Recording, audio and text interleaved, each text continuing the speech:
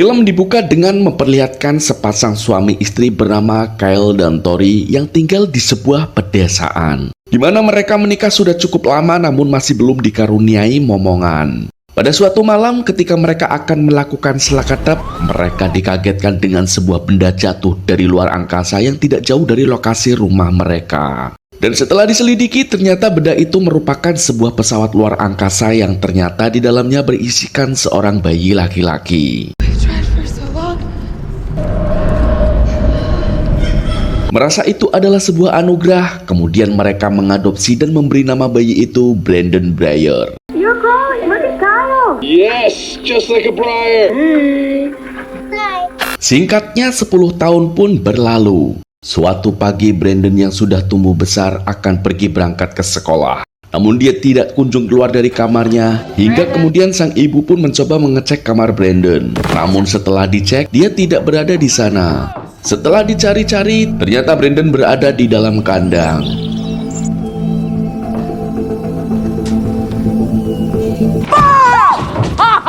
Karena di dalam kandang banyak terdapat benda-benda tumpul, lalu sang ayah mencoba menasihati Brandon untuk tidak bermain di dalam kandang tersebut. Singkat cerita, Brandon pun sudah tiba di kelas dan kini sang guru sedang menjelaskan pelajaran IPA di depan murid-muridnya. Namun di sini terlihat Brandon yang tidak memperhatikan, malah sibuk menggambar sebuah simbol BB yang merupakan singkatan dari namanya, yaitu Brandon Breyer. Ibu guru yang melihatnya pun langsung menghukum Brandon dengan memberikan sebuah pertanyaan. Akan tetapi Brandon yang sangat jenius, ia pun dengan mudah dan detail menjawab semua pertanyaan yang diberikan dari sang guru. Dan akibat dari kejeniusannya, Brandon pun sering dibully oleh teman-temannya. Make other wasp species raise their young. Namun di antara banyak teman-teman yang tidak menyukai Brandon, ada salah satu teman yang selalu membela ketika dia dibully, yaitu Kelvin. Smart guys end up ruling the planet. Malam harinya saat Brandon sudah tertidur, dengan secangkir kopi dan sebuah lantunan musik, Tori menghabiskan waktunya dengan melukis. Dan di saat yang sama dari dalam lumbung gudangnya yang terkunci, terlihat percikan cahaya berwarna merah, disertai Brandon yang kejang-kejang seperti kesurupan. Dan getaran yang semakin kuat membuat Brandon terbangun. Tanpa sepatah kata dia meloncat dari jendela menuju sumber cahaya yang ada di dalam gudang. Mendengar kegaduhan yang bersumber dari kamar Brandon, Tori berusaha mengeceknya hingga dia melihat sosok bayangan hitam menuju ke lumbung yang ada di gudang. Tori yang semakin penasaran terus menguatkan diri mengikuti bayangan tersebut. Brandon! Namun alangkah terkejutnya, dia mendapati Brandon tak sadarkan diri menggedor-gedor pintu lumbung yang terkunci. Brandon?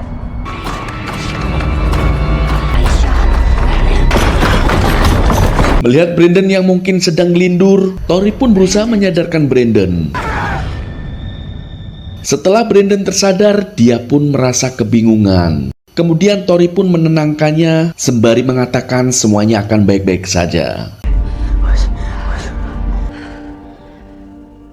Keesokan paginya, sang ayah meminta Brandon membantunya untuk memotong rumput. Sementara ayahnya pergi ke sebuah toko untuk membeli sesuatu. I guess he didn't turn out that bad.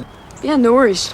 I'll handle it. Kemudian setelah sang ayah pergi, Brandon mencoba menghidupkan mesin pemotong rumput. Namun saat ditarik-tarik tidak mau menyala. Karena merasa kesal, ia pun melempar mesin pemotong rumput itu hingga terlempar jauh.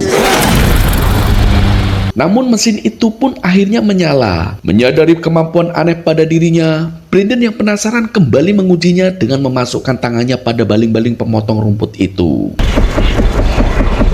Alhasil mesin itu pun rusak dan anehnya tangan Brandon tidak terluka sedikit pun. Singkat cerita, 2 tahun pun berlalu. Brandon yang sekarang berumur 12 tahun, ia pun merayakan hari ulang tahunnya pada sebuah restoran bersama sang ayah dan ibu beserta juga paman dan bibinya.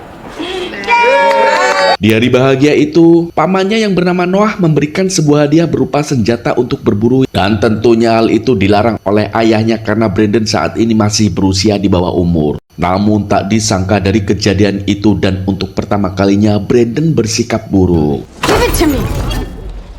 Let's go, Brandon. Listen to your father.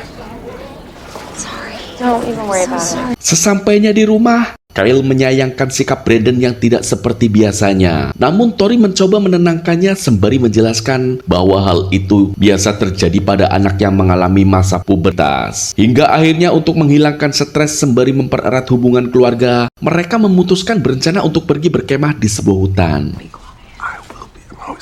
Keesokan harinya sebelum berangkat, sang ibu meminta kepada Brandon untuk mengemasi barang-barangnya. Brandon, it's gonna be cold. You're gonna need your warm jacket. Lalu Kyle yang melihat Brandon hanya terdiam, ia pun menghampirinya. Dan alangkah terkejutnya ketika Kyle melihat Brandon mengunyah garpu sampai bengkok.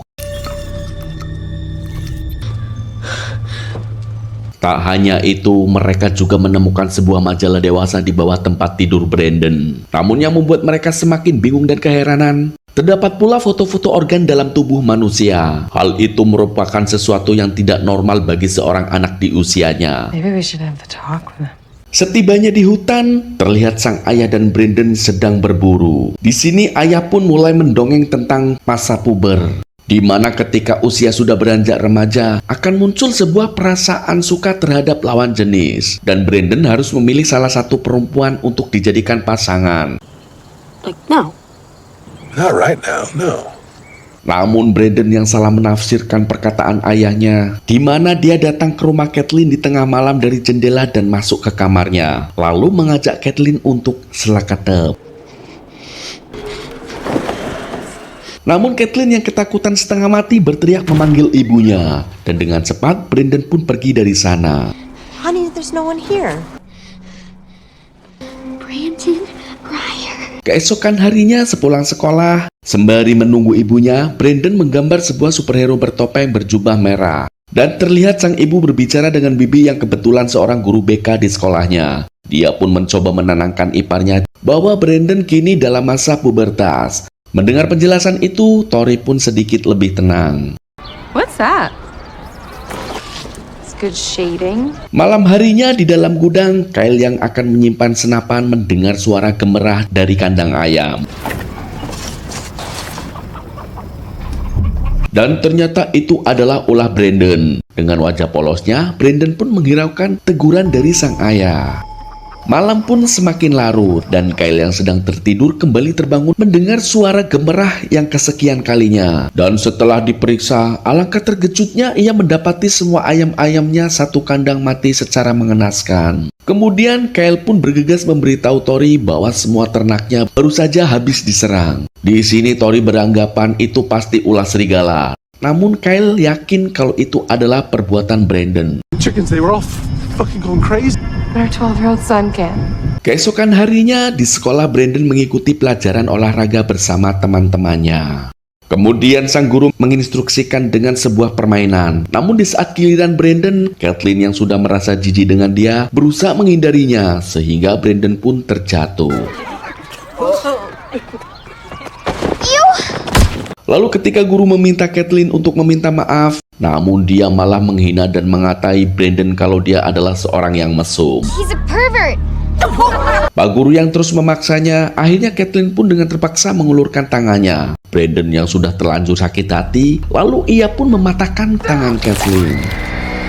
Dari kejadian itu, Erica ibu Kathleen sangatlah marah sembari mengatakan bahwa Brandon seperti binatang buas dan berharap Brandon ditangkap. Namun Brandon yang masih di bawah umur, kepala sekolah sudah mengambil langkah terlebih dahulu bahwa Brandon akan diskors dan mendapat bimbingan dari guru BK yang merupakan bibinya sendiri. Hingga kemudian Kyle dan Tori membawa Brandon pulang. Ketika hendak pergi, dengan penuh dendam Brandon menatap ibu Kathleen. Let's go. Sesampainya di rumah, Kyle dan Tori yang khawatir dengan ulah Brandon yang semakin hari semakin tidak terkendali. Kyle juga mengatakan bahwa Brandon semenjak kecil tidak pernah terluka ataupun Had a memar. bone or had a bruise. Setelah melewati hari yang melelahkan, mereka semua pun tertidur. Hingga kemudian Brandon kembali mengalami ngelindur dan menuju lumbung yang ada di gudang. Dengan kekuatan super yang dimiliki kali ini, dia berhasil membuka pintu lumbung tersebut. Suara gemblotak itu pun membuat Tori terbangun. Lalu Tori melihat cahaya merah dari dalam gudang. Setelah diselidiki, ia menemukan Brandon mabur di depan pintu lumbung. Kemudian Tori mencoba menangkap, namun mereka berdua pun jatuh ke dalam. Dan untuk pertama kalinya, Brandon merasakan sakit setelah tergores oleh benda menyerupai sebuah kapsul yang membawa Brandon semasa kecil ke bumi. Lalu sang ibu yang tidak bisa berdalih lagi, ia lantas menjawab semua pertanyaan dari Brandon dan menjelaskan asal-usulnya mulai dari semenjak menemukan sebuah kapsul yang jatuh dari langit dan berisikan seorang bayi laki-laki. It's been difficult for you lately. We found you in the woods. Meski bukan anak kandungnya, Tori mengatakan kalau ia tak peduli dari mana asal-usul Brandon, di mana di mata Tori, Brandon adalah anak titipan dari Tuhan yang selalu ia sayangi. Kemudian Brandon yang kecewa dengan kenyataan tentang dirinya, ia pun marah karena kedua orang tuanya telah membohonginya selama ini. You lied to me! Everything! You lied! Take the world. Keesokan harinya, Brandon pergi menemui Kathleen dengan membawa seikat bunga. Lalu Brandon mengungkapkan bahwa Kathleen lah orang satu-satunya di dunia ini yang mengetahui keistimewaan Brandon. Dalam ketakutannya, Kathleen pun mengatakan bahwa dirinya tidak diizinkan lagi oleh sang ibu untuk berbicara dengan Brandon.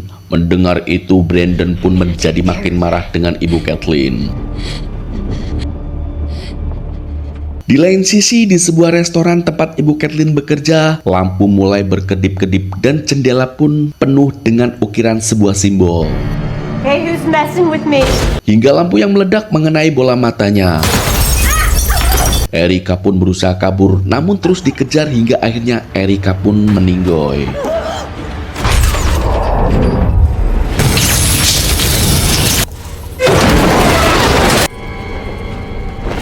Pagi harinya, sheriff yang menangani kasus ini sungguh kebingungan atas menghilangnya Erika. Terlebih semua barang berantakan, namun barang berharga tidak satu pun yang hilang. Kemudian sang sheriff menemukan sebuah simbol misterius pada kaca jendela.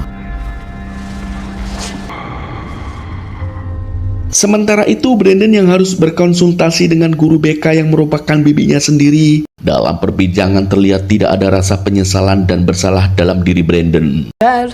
Only good ones. Really? Karena tidak ada rasa penyesalan dalam diri Brandon, Mary terpaksa mengancam akan melaporkan hal ini kepada polisi. And let them know if you are showing you're my family. I'm supposed to update the sheriff tomorrow. Malam harinya, Mary yang sedang sendirian berada di rumah, tiba-tiba dia dikunjungi Brandon. Hey. Dia mengancam pada bibinya itu untuk tidak melaporkannya kepada polisi. Mary yang kesal pun meminta Brandon untuk segera That pulang. can't happen. I need you to go home now, okay? Really not good for you. Kemudian ketika Mary tertidur, Brandon menyelinap masuk ke rumah berniat membunuh bibinya itu. Beruntung Noah pulang tepat waktu. Lalu saat Noah sedang sikatan di kamar mandi, ia merasakan seseorang berada di belakangnya. Dan setelah dicari, ternyata ia mendapati Brandon dalam lemari. Brandon? What the fuck are you doing? Kesal dengan ulah Brandon, Noah pun berniat mengantarkan pulang dan mengadukan kelakuan kepada orang tuanya. Lalu saat Noah meminta untuk masuk ke mobilnya, namun Brandon justru menyerang Noah sampai mencolot. Kemudian Noah yang semakin kesal, ia pun mengejar dengan mobilnya. Hingga pada akhirnya Noah pun dihabisi oleh Brandon.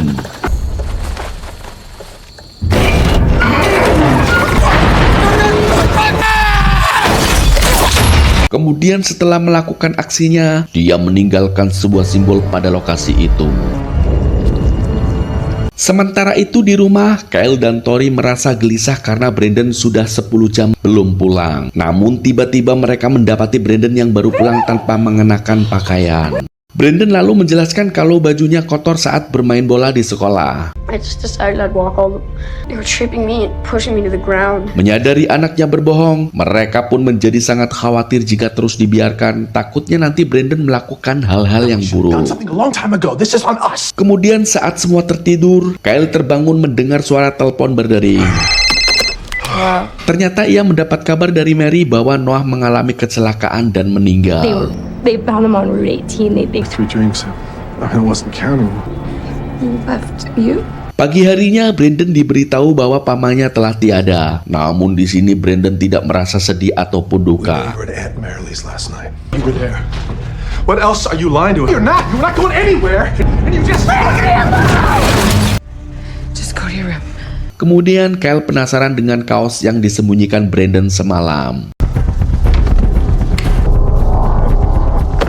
Dan setelah dicarinya, dia pun menemukan yang dimana terdapat bercak darah. Kyle semakin yakin bahwa Brandonlah yang telah membunuh Noah. Namun Tori yang begitu menyayangi Brandon menyangkalnya bahwa tidak mungkin dilakukan oleh anaknya. Hingga pertengkaran hebat pun terjadi di antara mereka. I know some kind of weird shit he could do. He's not our son. How can you fucking say that? Kemudian ketika suasana sudah tenang, Kyle pun meminta maaf dan berencana esok hari akan membawa Brandon berburu ke hutan sembari mempererat hubungan ayah dan anak. Sementara itu di kantor polisi, sheriff menangani kasus tragedi belakangan ini menemukan simbol BB yang sama persis dengan simbol di TKP saat Erica menghilang dan di tempat Noah meninggal. Pagi harinya, Kyle dan Brandon berangkat berburu sedangkan Tori tetap berada di rumah sendirian. See you Sunday. Setibanya di hutan, sebenarnya Kyle di sini ingin membunuh Brandon. Ketika situasi sudah mendukung, Kyle mengarahkan senjatanya, namun naas peluru yang ditembakkan tidak menembus kepala Brandon. Merasa dihianati oleh ayahnya sendiri, Brandon pun menjadi murka, lalu tanpa belas kasihan, ia menghabisi ayahnya dengan sinar laser dari matanya. Di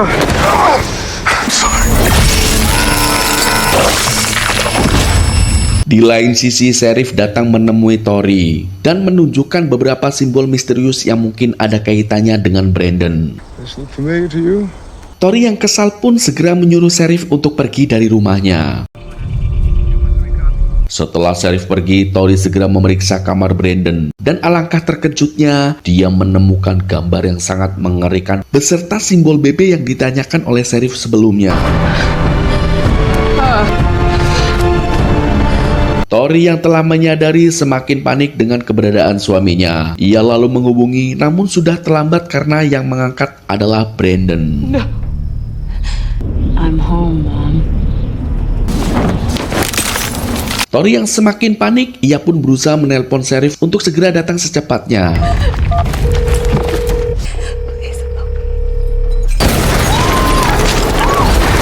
I'm on my way.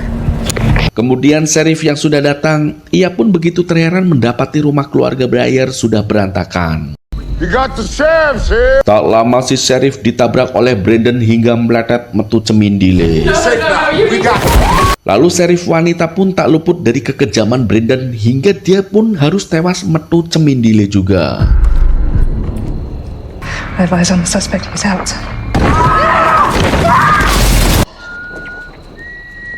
Lalu Tori yang kini bersembunyi, ia menyadari bahwa kapsul yang berada di lumbung adalah satu-satunya benda yang dapat melukai Brandon. Kemudian Tori pun memancing Brandon untuk datang ke sana. Sesampainya di sana, ia kembali dibuat terkejut dengan mayat Erica yang selama ini menghilang tanpa organ tubuh bagian perut yang telah tiada. Setelah mendapati serpihan potongan kapsul, ia pun mendekati Brandon yang ada di depannya, sembari berkata bahwa Brandon adalah sebuah anugerah yang jatuh ke bumi. Brandon yang akhirnya luluh dengan perkataan sang ibu, ia pun mengungkapkan bahwa sebenarnya dia ingin selalu berbuat baik. I wanted you good. Dan hingga akhirnya mereka pun saling berpelukan. Tori yang sudah yakin dengan keputusannya, ia pun berusaha menusukkan serpihan itu, namun naasnya tindakan tersebut disadari oleh Brandon. Lalu Brandon yang merasa dihianati lagi, ia pun membawa terbang sang ibu jauh ke atas langit dan menjatuhkannya.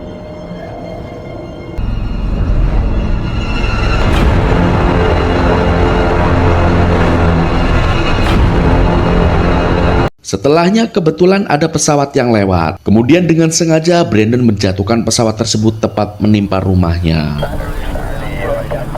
Dari kejadian tersebut, semua penumpang yang ada di pesawat pun tewas. Kemudian berita itu pun dianggap sebagai sebuah tragedi kecelakaan pesawat dan satu-satunya yang selamat adalah Brandon. 58 passengers on board. Their 12-year-old son, Brandon. Dan film pun berakhir. Terima kasih sudah menonton, semoga kalian terhibur. Oke guys, nantikan alur cerita film menarik lainnya bersama SB Movie.